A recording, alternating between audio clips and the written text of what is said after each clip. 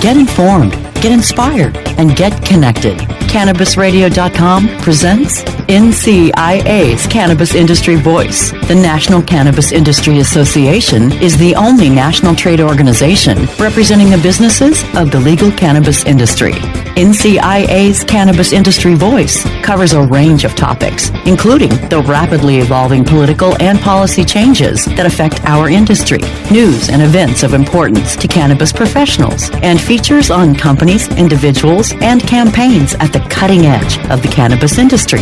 NCIA's Cannabis Industry Voice begins now. Hello, and thank you for tuning in to NCIA's Cannabis Industry Voice on Cannabis Radio. I'm your host, Bethany Moore. I'm the Communications and Projects Manager for the National Cannabis Industry Association. Today, our guest is Brandy Keen from the company called Surna. Brandy has been designing and consulting for environmental systems in indoor agricultural facilities for over 10 years. And she's currently the co-founder and senior technical advisor for Surna. She's also engaged to speak on climate control and energy efficiency by many organizations. Welcome to the show, Brandy. It's good to have you on. Hi, Bethany. Thanks for having me. Absolutely. So let us get to know you a bit.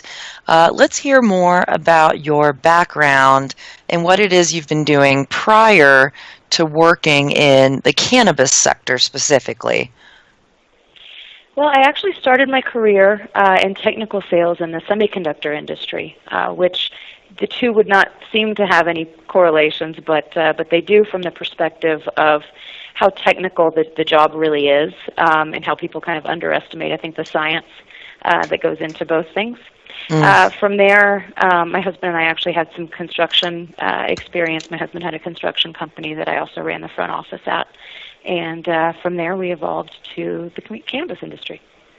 Gotcha. Was there a particular motivation that inspired you to get involved in this industry and movement? They go hand in hand. If you're in the industry, you're automatically an activist. So many people have a personal story that makes them an advocate. What's your passion around cannabis? Well, it's interesting because I wouldn't say that we necessarily entered the industry because of any particular passion for it. But what we did find is that once you are involved in the industry, it's extremely difficult not to become passionate about it. And one of the things that did kind of come about that was after we started our business, but certainly makes us extremely passionate about the industry in general, my husband has epilepsy. And he was taking a medication that actually says on the box, it is not known how this medication works. And you could spontaneously develop an allergic reaction to at any given time and be dead within 2 days because of this allergic reaction, regardless of how long you'd been taking it. And so that was really scary for me as his wife, that, we really had no idea what this stuff was doing to his brain. And so when we relocated to Colorado in 2011, he started taking cannabis oil exclusively and weaned himself off of this medication, frankly, without, and I wouldn't recommend this, by the way, but without even consulting with his neurologist or with his spouse. But the good news is that he's not had a seizure in 7 years, and does not take this medication that no one knows what it's doing to his brain. So, there's a number of stories like his in the world, from chronic pain to sleeplessness, and it is possible to do good for the world while still doing well for yourself in this industry, that's for sure. Yeah, absolutely. Yeah, the story about your husband, it's obviously very happy to hear that he's been seizure-free for 7 years. That's fantastic. I enjoy seeing that, all those stories of people who, very similar, like you said, they were having maybe even multiple seizures a day, and the medication that's available through pharmaceuticals wasn't helping. And once they tried cannabis oil, it was miraculous in how it helped. So it's really fascinating to see that, and that begs the question, or begs the need for the medical community to really understand cannabis better, and for there to be more clinical trials and studies so that we can help more people. Absolutely. Yeah, 100%. And it's frankly, it's not just treating the symptoms of whatever the illness is. It's the god-awful side effects that come along with some of these things. And if you can mitigate your symptoms and reduce some of those side effects, then we're all winning. And why in the world we wouldn't go down that path, I don't know. Absolutely. I mean, theoretically, cannabis, much like any substance, isn't going to be for 100% of the people 100% of the time. But if there's a large percentage of people that can be impacted positively by it and not have these awful side effects. I mean, it makes me think of, the commercials for depression medicine, and then they list all of the potential side effects, which include more depression or suicidal thoughts, and you're thinking, why in the heck would I want that? Why would a depressed person need to take something that makes them feel suicidal? Yeah, and exactly. Of course, if that medication is working for them, then that's wonderful. But there are just so many people, that really suffer, and cannabis is the only thing that works, or the thing that works the best. And those people need access to this medicine. Absolutely. Well, we just recently came back from our Lobby Days event, and we were lobbying, of course, on behalf of the industry, so the issues that mostly affect the business owners, like banking access and taxes. But also another cannabis group that I used to do volunteer work for when I was younger, Americans for Safe Access. They are patient-focused and medical-focused, and they also held their lobby days in the second half of the week after hours. So members of Congress definitely got a good educational talking to. This last week that the cannabis industry and patients descended upon DC. So hopefully in these coming weeks and months, we'll see more movement around all of these issues, including expanding research for medical. So, back to Surna. So you're now the co-founder and senior technical advisor at Surna. What is your role there, and how did you come into this position? So my husband and I co-founded a company called Hydro Innovations in 2006, and at the time, our business was really focused on the hobby controlled environment agriculture market, or the indoor cultivation market. The way that we got involved initially is my husband was a hobby gardener, and he just identified a number of issues with his construction background, a number of issues around how people were cultivating in controlled environments and how they could do it better from an efficiency standpoint, how they could reduce their energy consumption and do things in a kind of a smarter way. So he developed some products that were really dedicated to the hobby market, and we got picked up through Sunlight Supply and Hydro Farm and some of the other distributors in the industry, and began selling those products. And eventually, after a couple of years, we both were able to leave our jobs and focus entirely on that business. In 2011, we did a full-blown climate control system for the very first cannabis facility that we had touched to date, which was a medical facility in Arizona shortly after their medical law passed. And since then, Surna, Hydro Innovations became Surna in 2012. We relocated to Colorado, and since then, that is all Surna does, is focus on environmental systems for indoor cultivation and hybrid greenhouse cultivation. And what I do is, as senior technical advisor, I support our field staff with practical solutions to what's really a pretty complicated problem. I get involved directly with cannabis cultivators on a daily basis. And then inside Surna, I help kind of guide our team as someone who has an enormous amount of experience in cannabis cultivation.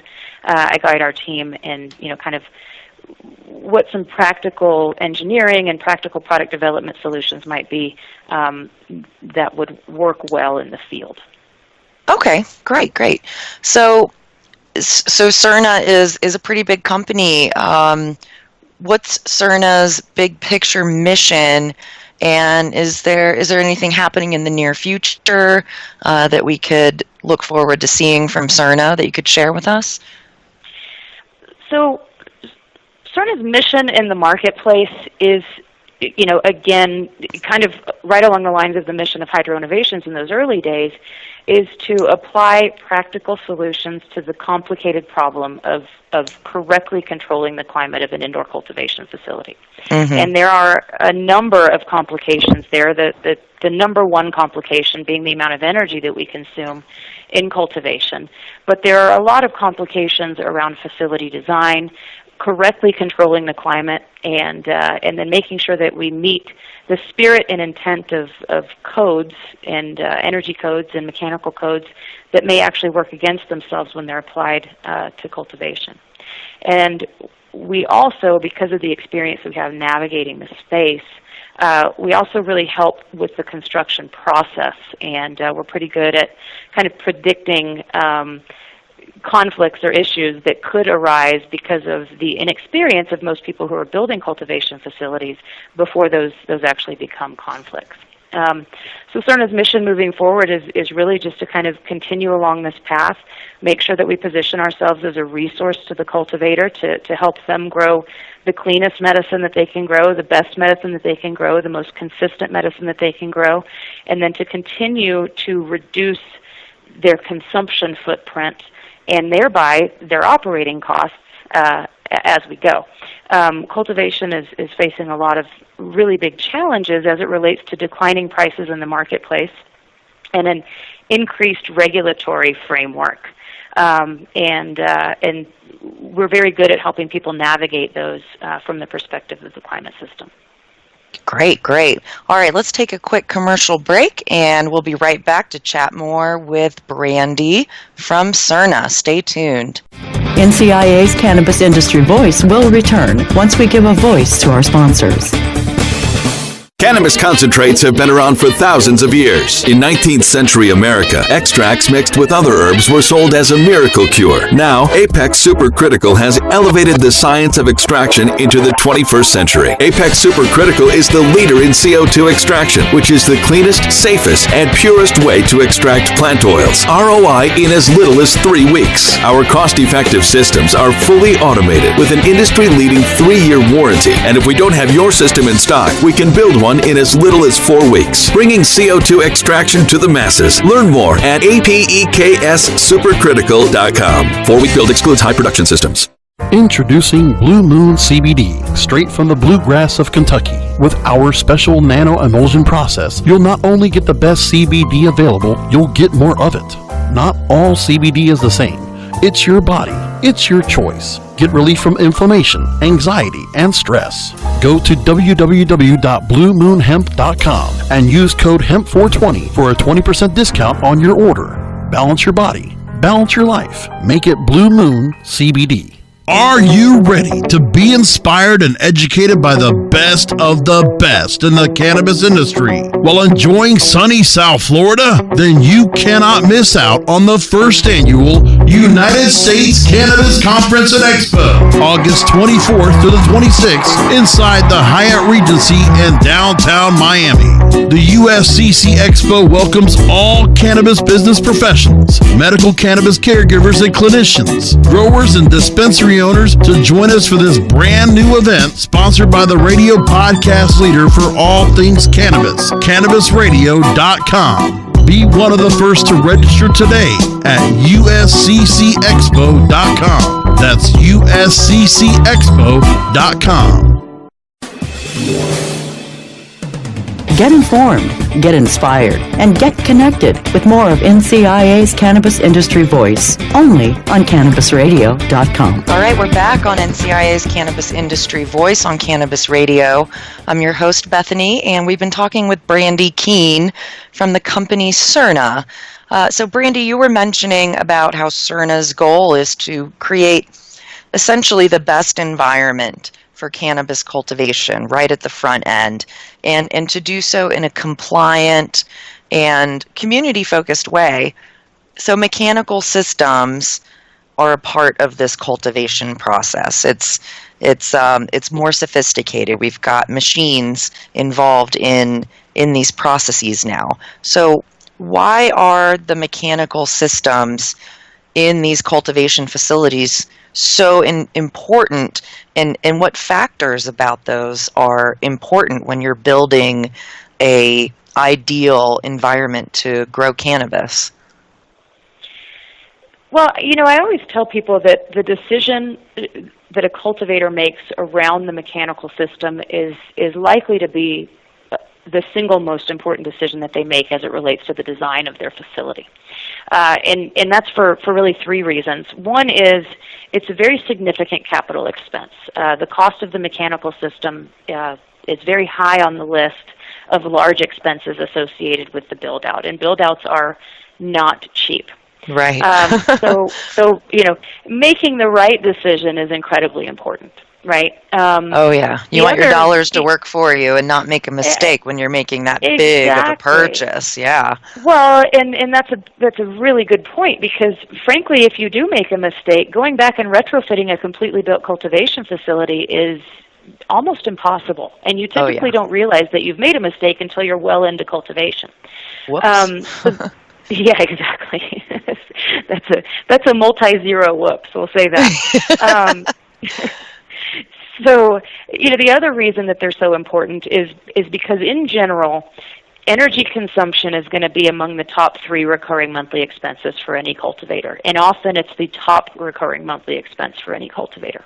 Yeah. And mechanical systems, generally speaking, are about half of that total energy consumption.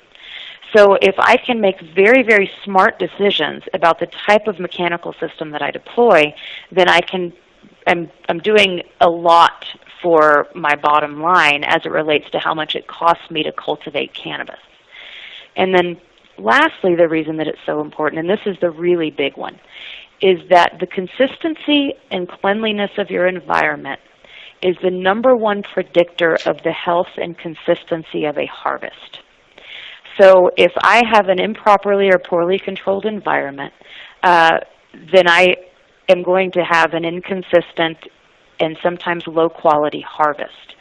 And that starts to get me into all kinds of issues around regulatory compliance and mold testing. And, if you have a cultivator who is in a panic that he's about to lose a harvest that could possibly bankrupt him or her, well, then what kind of pesticides or fungicides might that person rely on to save that harvest? And obviously, no one wants that. And so managing the environment properly is incredibly important to the quality of that harvest and then to the consistency of the medicine that the consumer gets. Right, yeah. Oh, yeah, energy efficiency is huge, and our footprint as an industry is something we're all keeping an eye on. But we do need these mechanical systems in order to get the product that we need. So we certainly have these energy use issues in our industry, so going deeper into that a little bit, how can we be more efficient with our energy use? Without spilling trade secrets, of course, but, what's the output of that on the other end when we have a cannabis environment that is really as energy efficient as possible? Well, when we talk about energy efficiency in cultivation, you're right. Our industry, I would say we get some heat for the amount of energy that we use, right? And I don't think it's undeserved.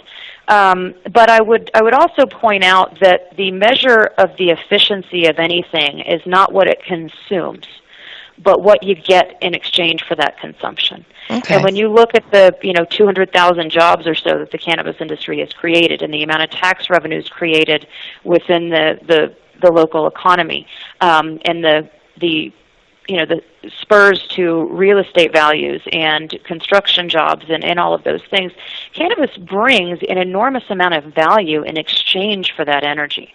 But with that said, we certainly have a moral obligation to be stewards of our planet.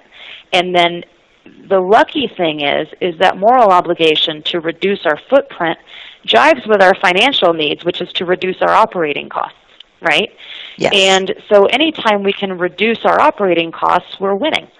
So it's not difficult to convince cultivators that they need to be more energy efficient, even if the occasional business owner is less interested in the moral obligation than they are in the bottom line. So, with all that said, the mechanical system is a big component of that. So we've got to look at ways to reduce waste and ways to use our energy wisely. So the first thing that I would say that you need to do is you need to talk to someone who has experience at this.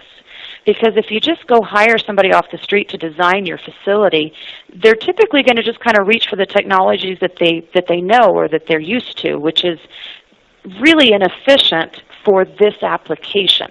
An air conditioner that is designed to keep office buildings cool in the summer is not the most energy efficient way of cooling a cultivation facility year-round, right? Look for opportunities to take advantage of free cooling in winter environments, which Surna, we do chilled water systems a lot, and we can do free cooling for a big part of the winter without even introducing outside air into the facility. Oh. The other is looking... Yeah, I mean, it's really interesting how we can really reduce our footprint without spending a whole bunch of money or working counter to our needs as cultivators, right? Sure, use the power of nature to help you out a little bit. Absolutely, and then we got to look at where we waste energy. When I look at the amount of light in cultivation facilities that's landing on floors and aisles and walkways and not on canopy, that's wasted photons. Those are wasted kilowatts. That's not just the kilowatts of light and the energy associated with the lighting, but then the energy associated with cooling that lighting that is not translating to yields. Right? We waste energy in a lot of other ways. Water, allowing all of our condensate that we recapture through our mechanical systems, through our cooling and dehumidification systems, we can recapture that condensate and treat it and reduce our water consumption in controlled environments by like 90%. It's a very big deal, and it's not incredibly expensive. That's awesome. So mechanical systems are great for reducing energy, reducing costs, also for the actual health and well-being of the cannabis plant itself. So before we have to jump to a commercial here, we know that it can help with mildew, pesticides, and toxins and things like that because your air is clean, the right temperature is there. Are there other risks that we're deterring or other issues that this would help with? Sure. I mean, if you are maintaining the right environment for the cannabis plant, then you are maximizing the health of the plant, right? Plants that are in the right temperature and the right humidity for the plant are going to be the healthiest plant. That means that they are less susceptible to certain bugs, for instance, and certain aphids and other pests that might make their way into your facility, but your plant's going to have some natural defenses to those things if it's in a healthy environment. Okay. And then the other component to that is fungus, and that's really what the majority of cultivators really fear is things like powdery mildew or bud mold. Those are airborne fungus, and those will reproduce very, very quickly in the wrong environment and can cause you to fail regulatory testing and can cause you to have to resort to chemical treatment in order to clean the product. In late flower, a lot of times those chemical treatments that you might rely on, you can't use them. And frankly, in late flower is when your crop is the most vulnerable. So making sure that you maintain that environment correctly is your single biggest defense. We say it all the time that the best offense is a good defense, and your mechanical system is really your best defense against these types of things. Got it. Yeah, that makes perfect sense. All right, we're going to jump off and have a quick commercial break here, and then we'll come back and talk more with Brandy Keen from the company Surna. Stay tuned. NCIA's Cannabis Industry Voice will return once we give a voice to our sponsors. Ignite the conversation on some trending topics along the Cannabis Radio social media network. Join our crew of thousands on our Cannabis Radio page on Facebook or at Canna Radio, CANNA Radio on Twitter. Plus, look for our Facebook and Google Plus pages for all of our original programs and connect with Dr. Dina, Kyle Cushman, Dr. Mitch Earlywine, Nurse Heather, Doc Rob, the hosts of Ganjapreneur, and more. Connect with the growing Cannabis Radio social crusade at Canna Radio on Twitter or search for Cannabis Radio on Facebook, Google Plus, and Instagram and grow with us.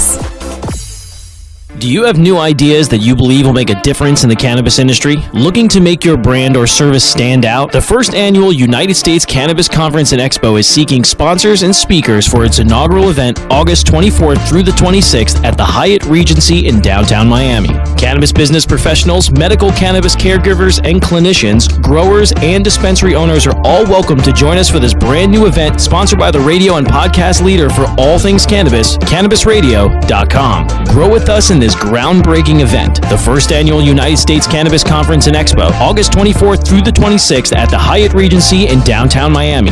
Learn more at usccexpo.com.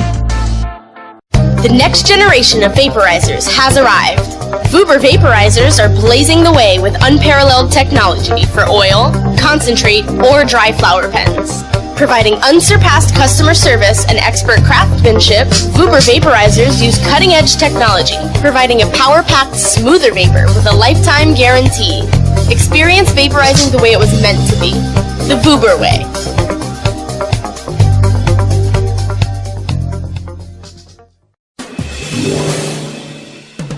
Get informed, get inspired, and get connected with more of NCIA's Cannabis Industry Voice, only on CannabisRadio.com. All right, we're back and we're wrapping up our conversation here with Brandy from Surna. And we've been talking about what makes or helps make the best environment for cannabis and how mechanical systems play a role in that. And of course, you can't just install a window AC unit to grow perfect cannabis. There's a difference between how I might grow my succulents and lilies in my house versus what we're doing to grow cannabis for public consumption. So obviously, compliance is the mantra of our industry. And this is how we're going to shine as a regulated market that we're building together in our own way as much as possible. So what are your big thoughts around compliance in general? Well, I think that regulation of the cannabis plant has really resulted in only positive things. So regulation is a good thing, and certainly that's what we all advocate for. So along with regulation, obviously, means compliance to those regulations. And I think that we've all found that regulations, while they're good, compliance can create difficulty, in our processes as business owners. But we need to do it. We need to make sure that we're compliant to regulations as they relate to background checks and taxation and the things that we may find unpleasant. But we also need to be adherent to them as it relates to compliance for things that might affect our consumer or our clients. And, that means passing testing for mold. That means not losing a crop because we use pesticide at the wrong time or the wrong pesticide. And that becomes very difficult a lot of times for cultivators to navigate, what pesticides can I use and when? Because it's not a comprehensive list. And sometimes we know what works well and sometimes we don't. So avoiding their need entirely, or as much as possible, is actually probably better for most cultivators. They'd probably rather never have to use them than to have to go figure out which ones are safe for their customers. And then, to your point about a window AC, not being the right solution to grow perfect cannabis, one of the things that's really interesting about when I go buy food products, for instance, I really don't care or can't detect, for instance, how much vitamin A is in a vegetable that I eat. I care about what it looks like and I care that it tastes good. But when I consume cannabis, the physiological response that I have is a direct result of what the CBD and THC and terpene profile of that plant is. Mm-hmm. And the only way to get consistency there is to ensure that the cultivation process is consistent, at least until we get really good at compounding and extracting and separating CBDs from THC so I can, make a more pharmaceutical grade medicine for it. Mm-hmm. So being able to guarantee that strain A is going to test for the same amount of THC and CBD every single time I send it to the lab, the only way to do that is to have a really consistent cultivation method, which means temperature, which means humidity, which means nutrient, and consistent lighting. Yeah, that makes perfect sense. Yeah. So as we just have a couple minutes left here, let's talk about how I mentioned lobby days and how we're kind of all recovering from that hot, humid, exciting week in D.C. So Surna sent one of your colleagues to D.C. to represent and attend and lobby members of Congress. It was Jamie English. What did she report back on her experience? Yeah, so Jamie was a team leader, which essentially means that she had a group of lobbyists that she was assigned to hang out with throughout the process to make sure that everybody made meetings on time and stayed on message in these conversations. And what was most interesting to Jamie and what really speaks to the need for what NCIA does is how completely clueless a lot of these lawmakers were as it relates to the challenges of operating in the cannabis industry. And how, for us, we're all knee-deep in it all the time. And, it seems like a complete no-brainer for us to say, well, there are banking challenges in the cultivation industry or in the cannabis industry. But a lot of the lawmakers that Jamie and her team met with had no idea that dispensaries can't get bank accounts, for instance. And it's really shocking at how little information these people really have. And that doesn't mean that they're not, trying to do their jobs. There are a million things that they've got on their plate, and that was one of the things that Jamie was quick to point out.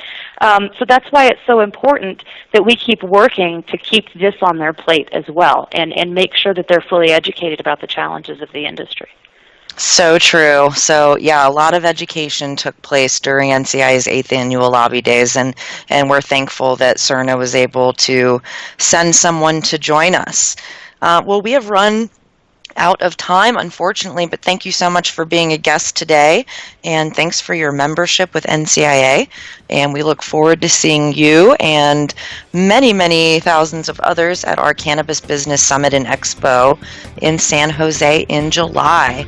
So thank you again, everybody, for tuning in to another episode of NCIA's Cannabis Industry Voice on Cannabis Radio. Until next time.